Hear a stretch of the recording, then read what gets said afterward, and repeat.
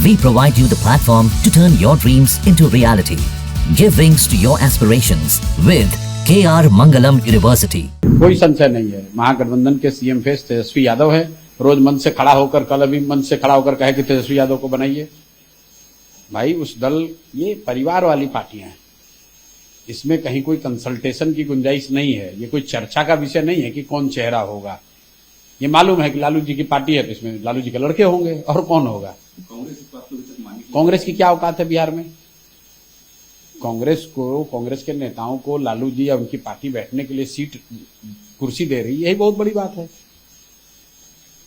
कल से आपकी यात्रा जो है वो सीमांचल में है, आने वाले दिनों में सीमांचल में वैसी फैक्टर क्या नहीं। पहली बात तो मेरी कोई यात्रा सीमांचल में नहीं है। जैसा कि मैं पिछले कई दिनों से कह रहा हूं, जिन जिलों में, जिन इलाकों में मैं पदयात्रा के जरिए नहीं पहुंच पाया, वहां पर मैं जाकर छोटी सभाएं कर रहा हूं ताकि लोगों को जनसुराज के विचार, इस प्रयास, इस परिकल्पना के बारे में बताया जा सके।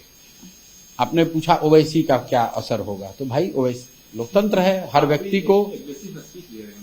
भाई ओवैसी कब एग्रेसिव स्पीच नहीं देते थे कि अब दे रहे हैं। ओवैसी साहब तो एग्रेसिव स्पीच देने के लिए ही जाने जाते हैं। तो वो पहले भी बिहार में राजनीति करते रहे हैं, आज कोई नए नहीं आए हैं।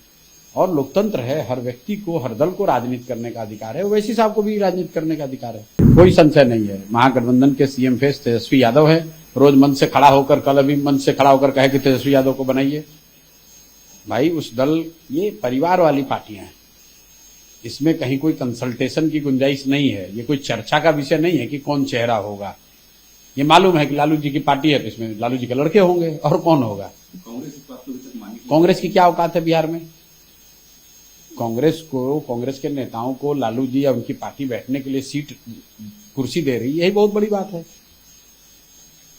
कल से आपकी यात्रा जो है वो सीमांचल में है, आने वाले दिनों में सीमांचल में वैसी फैक्टर क्या नहीं। पहली बात तो मेरी कोई यात्रा सीमांचल में नहीं है। जैसा कि मैं पिछले कई दिनों से कह रहा हूं, जिन जिलों में, जिन इलाकों में मैं पदयात्रा के जरिए नहीं पहुंच पाया, वहां पर मैं जाकर छोटी सभाएं कर रहा हूं ताकि लोगों को जनसुराज के विचार, इस प्रयास, इस परिकल्पना के बारे में बताया जा सके।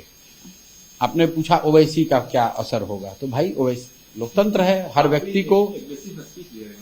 भाई ओवैसी कब एग्रेसिव स्पीच नहीं देते थे कि अब दे रहे हैं। ओवैसी साहब तो एग्रेसिव स्पीच देने के लिए ही जाने जाते हैं।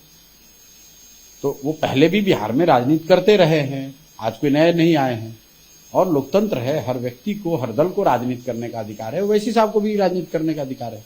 न्यूज नेशन अब व्हाट्सएप पर खबरों के ताजा अपडेट के लिए न्यूज नेशन के इस QR कोड को स्कैन करें।